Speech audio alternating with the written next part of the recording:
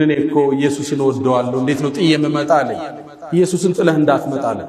ጥለህ ከመጣማ ሙስሊም አትሆንም አሉ። ስንት ባልና ሚስት በድግምት አማካይነት ተለያዩ።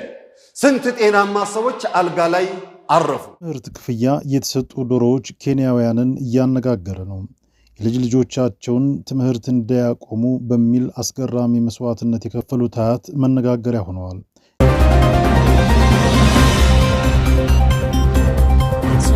እስልምና ሊቀበል ወሰነና መጨረሻ ግን እኔ እኮ ኢየሱስን ወደዋለሁ እንዴት ነው ጥዬ መመጣለኝ? ኢየሱስን ጥለህ እንዳትመጣለህ። ጥለህ ከመጣማ ሙስሊም አትሆንም አሉ። እንዴት አለ? እስልምና ሁሉም ነቢያቶችን ካልተቀበለ አንዱን ከዘለልክ እምነት ሙሉ አይደለም አለ። እንዴት አለ? አብርሃምንም ሙሴንም ኢየሱስንም መሐመድንም ካልተቀበልክ ሙስሊም አይደለህም አለ። ከዛም አሁን የነገርኳችሁን የመርየምን ታሪክ የኢየሱስን ስነግረው ልጁ ሻሃዳ ከማዝ ውጭ አማራጭ አልነበረው። አብዛኞቹ አያውቁ መርየም እኛ ዘንድ ያላትን ቦታ ቁርአን እንዴት አክብሮ እንደጠራት እሷን አይደለም የእናቷን ዱዓ የሐናን ጠቅሶታል።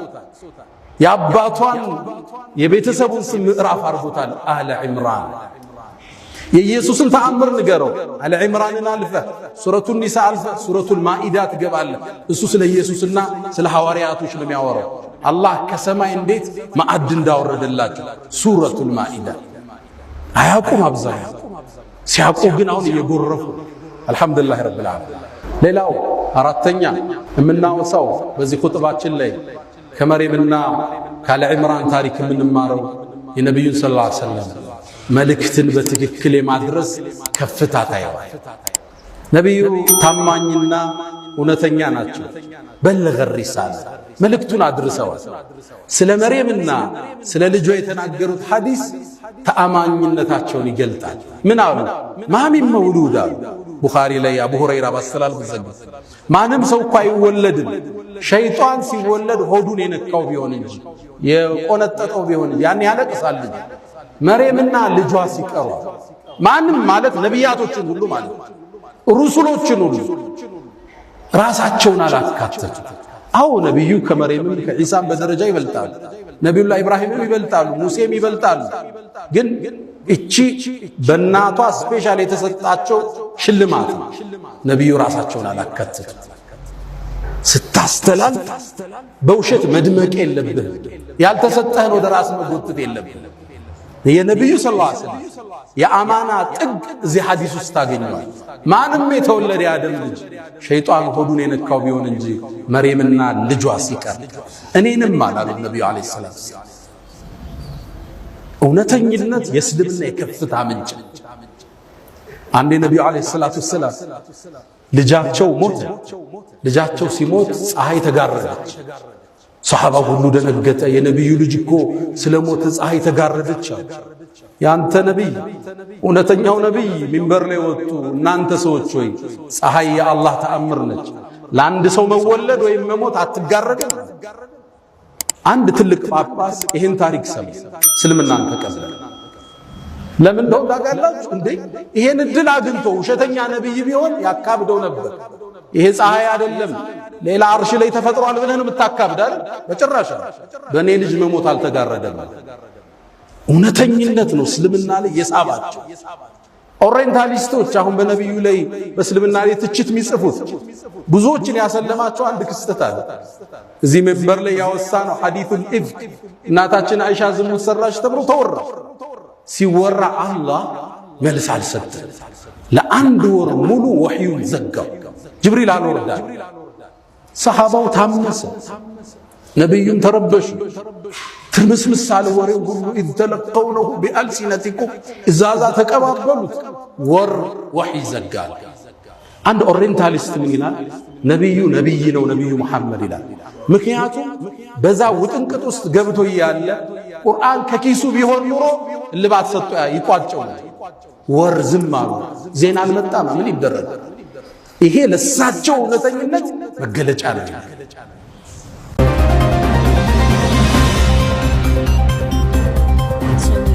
ስንት ባልና ሚስት በድግምት አማካይነት ተለያዩ። ስንት ጤናማ ሰዎች አልጋ ላይ አረፉ። እኛ ምክንያቱን የምንለው ይሄ ነው። ምክንያቱ ስትሮክ መጣው፣ ካንሰር መጣው፣ ምናምን መጣው እንላለን። ነገሩ ግን ያለው ሲህር ጋር ነው።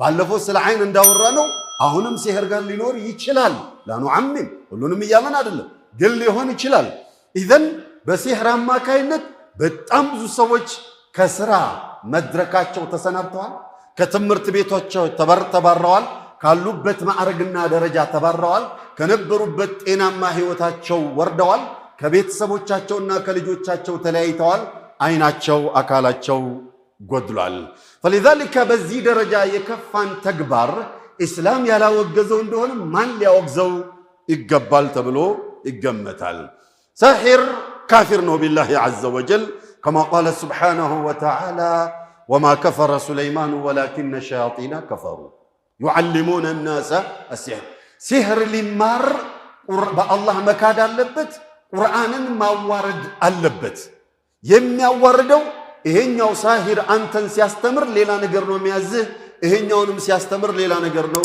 የሚያዘው يا جماعه هذا امر محقق ያለ የተረጋገጠ ነገር ነው የምነግራችሁ ولا يفلح الساحر حيث اتى اذا መጀመሪያ ሲህሩን ከመማሩ አይ ምን ከማሰራቱ በፊት ኩፍር ነው ብለው ያስጠነቅቁታል ሸርዑም ያንኑ ነግሮናል اذا اخواني እጅጉን ጥንቃቄ የሚፈልግና ልንርቀው የሚገባ ነገር ነው ሳሂርን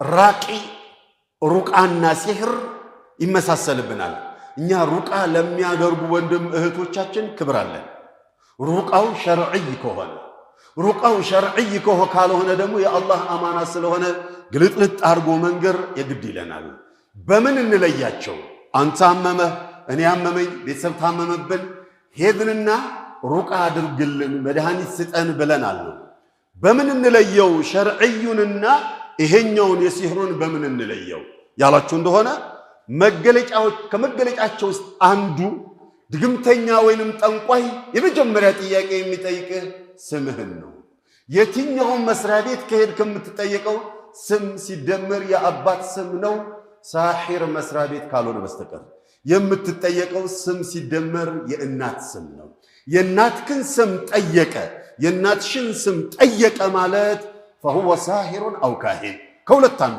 ወይ ጥቅም ድግምተኛ ነው ወይንም ጠንቋይ ነው فلنحذر አንዳንዴ ደግሞ የኛን ስም የእናታችንን ስም የመጣንበትንም ጉዳይና ያመመንን ችግራችንን ሁላ ኮንት ግልጽ አርጎ ይነግረናል ማን ነገረው ገና ነው አሃ ለዚህ ጉዳይ ነው የመጣው ለዚህ ነው የመጣው አይደለ ብለ ይነግረናል ማን ነገረው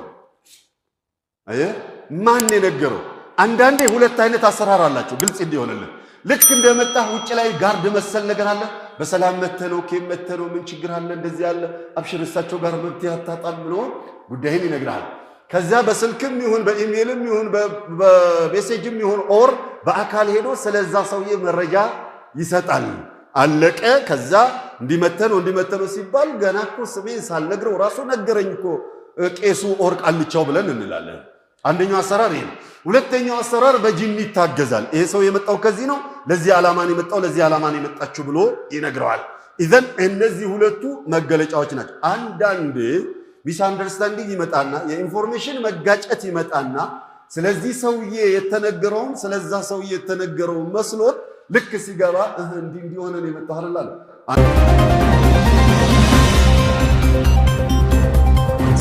Two grandchildren beside her and 6 chicken her source of livelihood.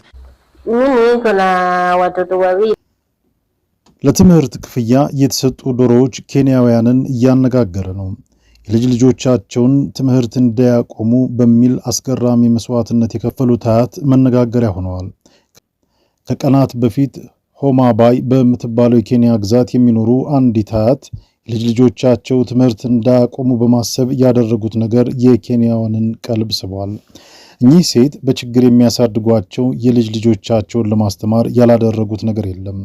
ሆኖም አሁን የኑሮ ውድነቱ ከአቅማቸው በላይ የሆነ ትምህርት ቤቱ ክፍያ ተጠራቅሞ 131920 የኬንያ ሽልንግ ደረሰ እና ትምህርት ቤቱ ልጆቹ ክፍያውን ስላልፈጸሙ ታግሶ በመጨረሻም ሰሞኑን ወደ ቤት ላካቸው።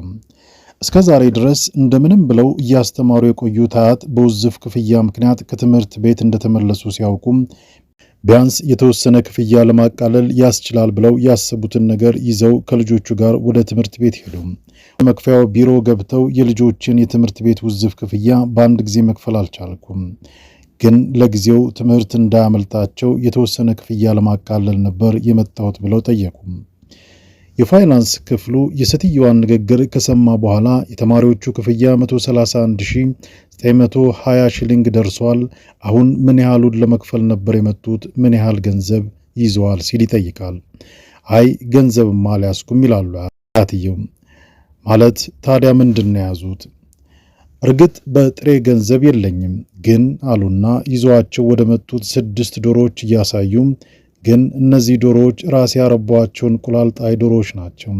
እያንዳንዳቸው ቢያንስ 1000 ሽሊንግ ያወጣሉ እና 6000 ሽሊንግ እንኳን ይቀላልና ልጆቹ ትምህርት ይቀጥሉ በማለት ተናገሩ። የትምህርት ቤቱ ሰዎች በዚህ በሰሙት ነገር ተገርመው ክፍያ በጥሬ ገንዘብ እንጂ በዶሮ መልክ እንደማይቀበሉ ነግረው አሰናበቷቸው። የልጅ ልጆቻቸው ከትምህርት ቤት እንዳይወጡ ለማድረግ የቀራቸውን ንብረት የሚያረቧቸውን ዶሮዎች ያመጡት እናት ልጆቻቸውንና ለክፍያ ያዘጋጁትን ዶሮ ይዘው ወደ ቤት ተመለሱ። ይህ ነገር ከተከሰተ በኋላ የሴትዮዋ ነገር የገረማቸው መምህራን ይህንን ዜና ሶሻል ሚዲያ ላይ ፖስት አደረጉት። እናም ሶሻል ሚዲያ ከተሰራጨ ወዲህ ጀምሮ የኚህ አዛውንት ሴት ጉዳይ እስከዛሬ ድረስ ቫይራል ሆኗል። የተለያዩ ሰዎች አድራሻቸውን ፈልጉልን፣ በቻልነው እናግዛቸው ማለት ጀመሩ። በኬንያ ታዋቂ የሆነ አንድ ፌስቡከር ቤታቸው ሄዶ ጎበኛቸው። እኔ ባለመማሬ ይቆጨኛል እና እስከዛሬ ድረስ በቻልኩት አቅም ልጆቼን ለማስተማር እየሞከርኩ ነበር። እነዚህ ዶሮዎች ብቻ ነበር የቀሩኝ፣ እነሱንም ይዤ ሄድኩ። ሆኖም ሊቀበሉኝ አልቻሉም ብለው ተናገሩ። በጎ አድራጊው ፌስቡከር ይህንን ቪዲዮ የባንክ አካውንታቸውን ጨምሮ ፖስት አደረገው። በሰዓታት ውስጥም ህዝቡ የቻለውን ያህል ማገዝ ጀመረ። በአንድ ቀን ውስጥም ገንዘቡ ለትምህርት ቤት ክፍያ ከሚያስፈልገው በላይ ሆነ። እንዲሁም ትልቁ የምስራች የሆማባይ ካውንቲ ገዥ የሆነችው ግላዳይስ ዋንጋ እኒህን ሴት ለማግኘት ወደ መኖሪያ ቤታቸው ሄዳ ከጎበኘቻቸው በኋላ መንግስት እነዚህን ተማሪዎች መደገፍ ይፈልጋልና የነበረባቸውን የትምህርት ቤት ውዝፍ ክፍያ ከመክፈልም ባለፈ ልጆቹ ካሁን ጀምሮ የኮሌጅ ትምህርታቸውን እስኪያጠናቅቁ ድረስ በስኮላርሺፕ ፕሮግራም እንዲካተቱ መወሰናቸውን አሳወቋቸው። በተጨማሪም ብዙ ደጋግ ሰዎች የልጅ ልጆቻቸውን ለማሳደግ ሁሉንም ነገራቸውን መስዋዕት ያደረጉትን እኒህን እናት በዘላቂነት የሚቋቋሙበትን መንገድ ለመፈለግ ቃል ገቡ።